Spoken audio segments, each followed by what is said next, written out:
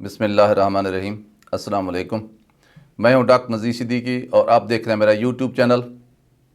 नाज़रीन इकराम, तुर्की के सदर तैयब एर्दोगान ने अमेरिका को तंबीह की है, वार्निंग दी है, बल्कि मैं तो कहूँगा कि तड़ी लगाई है कि क्या तुम तुर्की के साथ हो या तुर्की के दुश्मनों के साथ हो।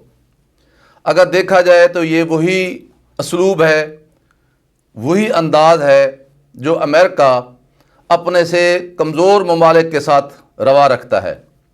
भले वो पाकिस्तान को धमकाना हो जब उसने अफ़गानिस्तान पर हमला करना था, या कोई और सिलसिला हो, अरबों के साथ मामलात हों, ईरान के साथ मामलात हों, अमेरिका ने हमेशा यही रवैया अख्तियार किया है कि अपने से कमज़ोर और तरक्की पजीर अक़वाम को हमेशा स्टिक एंड कैरेट की पॉलिसी अख्तियार की है।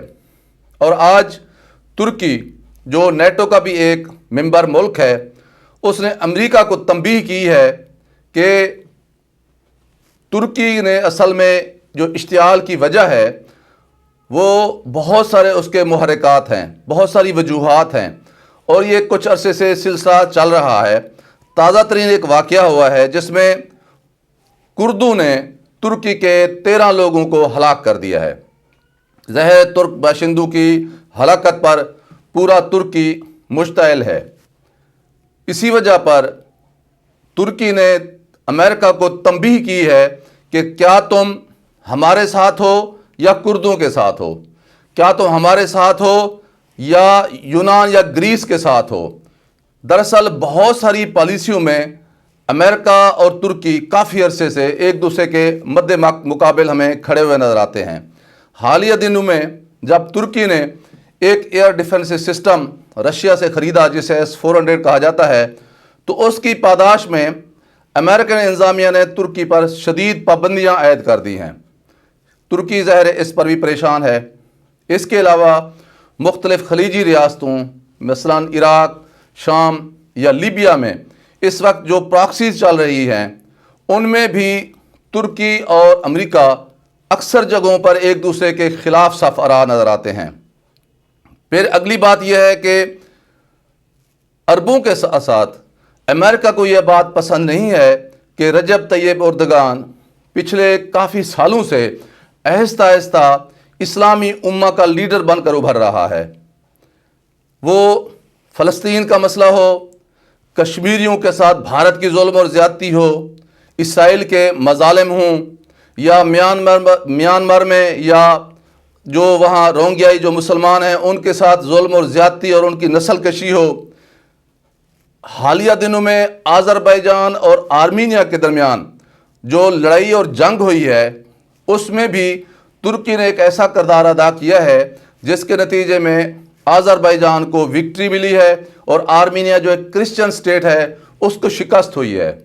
इस पर अमेरिका शदीद खफा है, अगरचे रूस में भी ये बात हज़म नहीं हो पा रही। इसी तरह रूस के साथ बढ़ते हुए तुर्की के ताल्लुकात वो भी अमेरिका को पसंद नहीं है, जबकि तुर्की कोशिश कर रहा है कि ईरान, पाकिस्तान और चीन के साथ मिलकर अपने मुस्तकबिल के ख्वाबों की ताबीर जो है वो किसी न किसी तरह पैदा करे। ये भी अमेरिका को पसंद नहीं है। फिर एक जो बहुत ही अहम बात है वो है खिलाफत उस्मानिया की बहाली, क्योंकि पूरा आलम जानता है और बहुत सारी इस तरह की पेशीन गोयां भी आ रही हैं कि 2050 तक तुर्की एक बहुत बड़ी आलमी ताकत होगा जिसके नीचे बहुत सारे अरब ममालिक भी आ जाएंगे। और अगर 2023 तक, जैसा कि तुर्की ने अपनी प्लानिंग कर रखी है, मंसूबा साजी कर रखी है, अगर रजब तैयब एर्दोगान खिलाफत उस्मानिया को बहाल कर देते हैं तो फिर ये एक ऐसी बात होगी, ऐसा इनकलाब होगा जिस पर न सिर्फ अरब ममालिक शदीद परेशान हैं और खौफजदा हैं और पैनिक की कंडीशन में हैं, बल्कि ये बात अमेरिका से भी हज़म नहीं हो रही। नाज़रीन करम, आप जानते हैं कि तुर्की की एक तारीख़ है। तुर्की की कई सौ साल तक बहुत सारे ममालिक पर हुक्मरानी रही है। ये तो फिर जंग अज़ीम अवल के बाद तुर्की रूबा ज़िवाल हुआ और 100 साल तक तुर्की ने जैसे तैसे करके मुश्किल हालात में जीने का फ़न सीखा है। लेकिन अब ترکی اپنی ماضی کے احیاء کی ایک کوشش میں لگا ہوا ہے، اور یقینی طور پر جو اقدامات اٹھائے جا رہے ہیں طیب اردگان کی طرف سے، وہ اس چیز کی چغلی کھاتے ہیں کہ ترکی عنقریب اپنی خلافت عثمانیہ بحال کرنے جا رہا ہے۔ موجودہ صدر رجب طیب اردگان نے دراصل اپنی معاشی پالیسیوں، اپنی خارجہ پالیسی اور اپنی دفاعی پالیسی ایسی اختیار کی ہے جس کی وجہ سے ترکی کے معاشرے میں بڑی خوشحالی آئی ہے، ترکی کے معاشرے نے انگڑائی لی ہے۔ وہ جو ماضی میں ترکی بہت ساری اقوام کی قیادت کرتا تھا، اب ترک شہریوں کے اندر وہ ساری چیزیں بیدار ہو رہی ہیں۔ اب دفاعی لحاظ سے بھی ترکی بہت مضبوط ہے، اس کے ڈرونز دنیا بھر میں مشہور ہیں۔ اب پاکستان اور ترکی مل کر ایک دوسرے کے ساتھ میزائل، ڈرون اور جوہری توانائی اس میں تعاون بھی کر رہے ہیں۔ یہی وجہ ہے کہ ترکی اور پاکستان کا تعلق چین کے بعد سب سے زیادہ ایک دوسرے کے ساتھ مضبوط ہے۔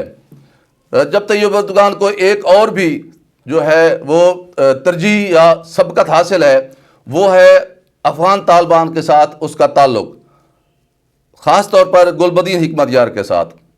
اور امریکہ کو یہ شدید پریشانی ہے کہ اگر وہ افغانستان میں ٹرمپ انتظامیہ کے مقابلے میں بائیڈن اپنی فوج افغانستان میں رکھتا ہے جیسا کہ بھارت کی خواہش ہے، تو پھر پاکستان، ایران، ترکی اور طالبان مل کر امریکہ کا بھڑکس نکال دیں گے۔ یہی وجہ ہے کہ امریکہ اپنی پراکسیز کے ذریعے کبھی گریس، کبھی کرد اور کبھی کسی اور ملک کے ذریعے ترکی پر دباؤ بڑھاتا رہتا ہے۔ لیکن لگتا یہی ہے کہ ترک قوم اب جاگ چکی ہے، اور اس کے شعور لاشعور میں جو بہت پرانے خواب تھے، وہ رجب طیب اردگان نے اپنی معاشی پالیسیوں، اپنی دفاعی پالیسیوں اور اپنے ایک بہت ہی مضبوط کردار اور قوت ایمانی کے ذریعے وہ سارے ان کے خواب جو ہیں ان کو جگا دیا ہے۔ اس لیے لگتا یہی ہے کہ اب ترکی اپنے مستقبل کے حوالے سے نہ صرف پر امید ہے، بلکہ وہ کامیابی کے جھنڈے بھی لہرانے جا رہا ہے، گاڑنے جا رہا ہے۔ یہی وجہ ہے کہ ترکی نے، رجب طیب اردگان نے آج کی سب سے بڑی سپر پاور امریکہ کی آنکھیں میں آنکھ ڈال کر اس کو ایک تڑی لگائی ہے کہ کیا تم ہمارے ساتھ ہو یا ہمارے دشمنوں کے ساتھ ہو۔ اب یہ منافقت نہیں چلے گی، جو بھی اپنے پالیسی اختیار کرنی ہے ہم آپ کے اتحادی ہیں، ہمارے ساتھ کھول کر وہ پالیسی بیان کر دیں تاکہ ہم بھی اپنے راستوں کا انتخاب کر لیں۔ ناظرین کرام، آپ سے گزارش ہے کہ میرے YouTube channel doctor Nazir Siddiqui کو سبسکرائب فرمائیں، گھنٹی کے بٹن کو ضرور دبا دیا کریں تاکہ میری تمام ویڈیوز آپ دوستوں کی خدمت میں پہنچ سکیں۔ اپنا خیال رکھیے، اپنے ارد گرد لوگ خیال رکھیے، سب سے زیادہ میرے پیارے پاکستان کا خیال رکھیے۔ پاکستان زندہ باد۔